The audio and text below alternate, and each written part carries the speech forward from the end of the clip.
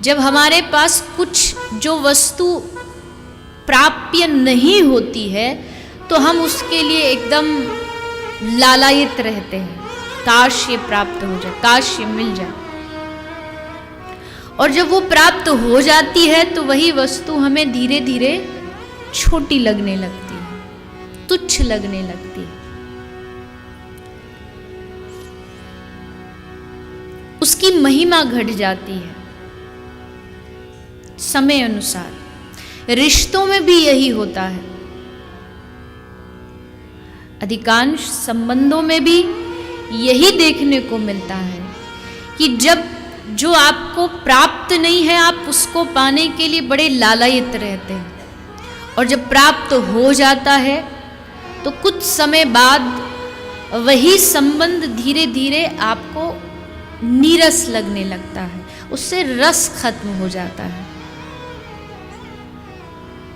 लेकिन भगवान की बात करें या भगवान की कथा की बात करें तो यहाँ ऐसा नहीं होता है। यहाँ रस घटता नहीं है, बल्कि जितना जितना आप भगवान के नज़दीक जाते हैं उतना उनको पाने की आपकी चाह बढ़ने लगती है, इच्छा बढ़ने लगती है।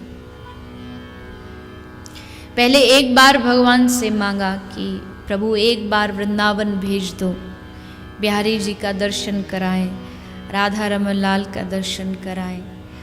भगवान ने कृपा करके भेज दिया, पहुंच गए आप। और अगर आप पर सच्ची धाम की कृपा हो गई और ठाकुर जी की कृपा हो गई, आप वहां से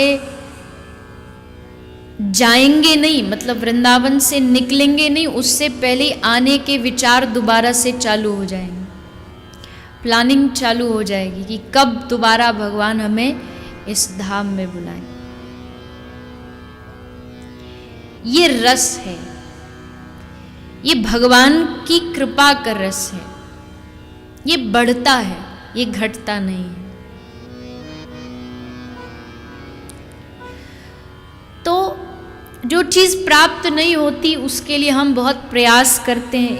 एक ज़माना था जब हमारे पास मतलब लगभग बहुत लोगों के पास साइकिल नहीं होती थी, तो साइकिल एक प्रकार का सपना हुआ करता था। किसी को ब्याह में साइकिल मिल जाए तो गांव में हल्ला मच जाए।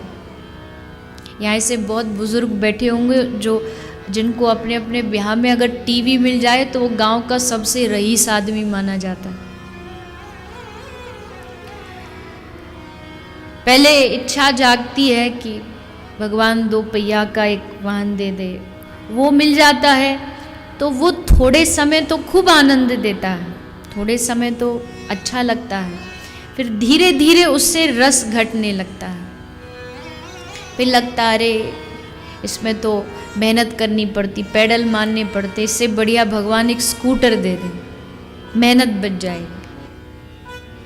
वो प्राप्त हुआ तो कुछ समय तो जब तक था तो रस देता रहा, उसको देख देख के रस मिलता रहा, हाँ नया आया है, बड़ा महंगा है। पर धीरे धीरे क्या हुआ, धीरे धीरे एक समय आया जब वो भी पुराना हो गया। अब और इच्छा जागी, अब ये चाहिए, गाड़ी चाहिए, गाड़ी मिल गई, फिर हवाई जहाज चाहिए। कहीं जाके ये इच्छाओं की समाप्ति नहीं होती है। इसलिए कवि गंग जो बादशाह अकबर के दरबार में बादशाह को कविता सुनाया करते थे, कवि गंग लिखते हैं कि दीन कहे धनवान सुखी। दीन कहे पैसे वाले बड़े सुखी रहते हैं। एक आदमी जो आज इतनी सर्दी में फुटपाथ पर सो रहा है, उसके लिए एक छत होना एक सपना है, जो छत हमें प्राप्त हुई है। वो बस यही सोच सोच के विचार करता होगा, अरे कैसा लगता होगा एक छत के नीचे सोने में, ठंडी नहीं लगती होगी। दीन कहे धनवान सुखी, धनवान कहे सुख राजा को भारी।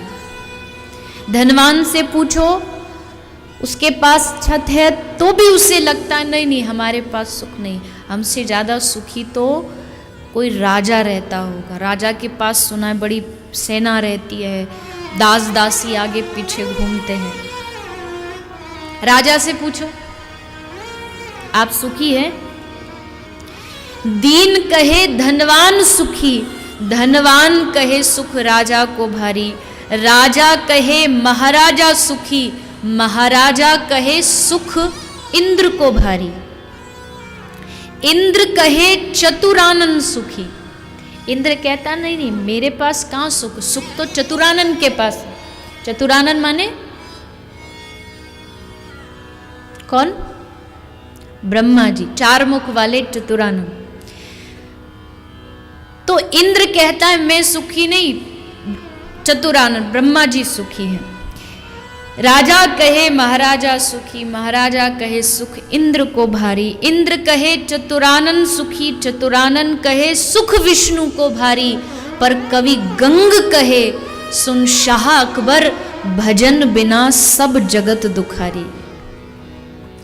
कवि गंग कहते हैं राजा मैं एक बात अपनी अनुभव से बता देता हूँ, चाहे कोई कितना भी सोच ले, कितना भी विचार कर ले, भजन बिना सब जगत दुखारी।